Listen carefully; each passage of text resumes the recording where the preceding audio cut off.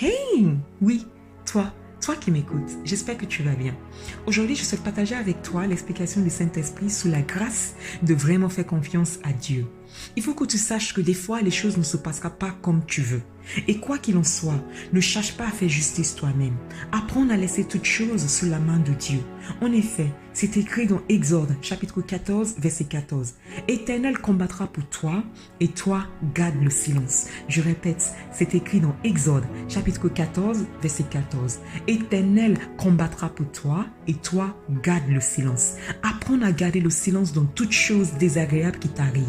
Par exemple, tu décides de prêter l'argent à une amie en difficulté.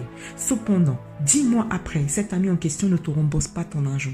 Au lieu d'aller réclamer ton argent, garde le silence et laisse Dieu combattre pour toi.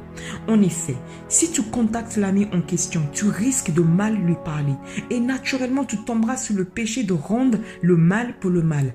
Alors que si tu gardes le silence en laissant Dieu agir pour toi, tu gagneras forcément plus. Car c'est écrit dans Jérémie chapitre 17, versets 7 à 8. Béni soit l'homme qui se confie dans l'Éternel et dont l'Éternel est l'espérance. Il est comme un arbre planté près des eaux et qui étend ses racines vers le courant. Il n'aperçoit point la chaleur quand elle vient et son feuillage reste vert. Dans l'année de sécheresse, il n'a point de crainte et il ne cesse de porter de fruits.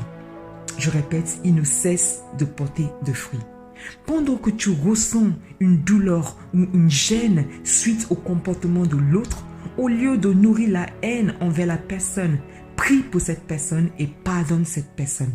Dans notre exemple, tu peux par exemple tout simplement dire « Père, je sais que tu vois mon cœur. Et je sais que tu vois ma situation. Je sais aussi que tu sais que j'ai besoin de cet argent. Mais tu as dit dans la Bible que je dois te laisser mener mes combats, que je dois garder mon silence. C'est donc pour cette raison que je décide de te faire confiance en te laissant agir pour moi. D'ailleurs, je décide de pardonner cette personne comme tu me l'as demandé de toujours pardonner à des gens qui m'ont offensé. Et donc, je prie au nom de Jésus-Christ que tu touches le cœur de cette personne en question qui me doive l'argent, que cette personne se rappelle de moi afin pour qu'il puisse me rembourser mon argent. Et si cette personne se rappelle déjà de moi, je prie au nom de Jésus-Christ que tu lui accordes le moyen de pouvoir effectivement me rembourser au nom de Jésus-Christ. Amen. Je prie donc que la grâce immense de notre Seigneur Jésus-Christ, l'amour de Dieu et la sagesse et l'intelligence du Saint-Esprit reposent toujours sur toi afin que tu puisses toujours chercher à faire la volonté de Dieu dans chaque situation qui se présentera à toi.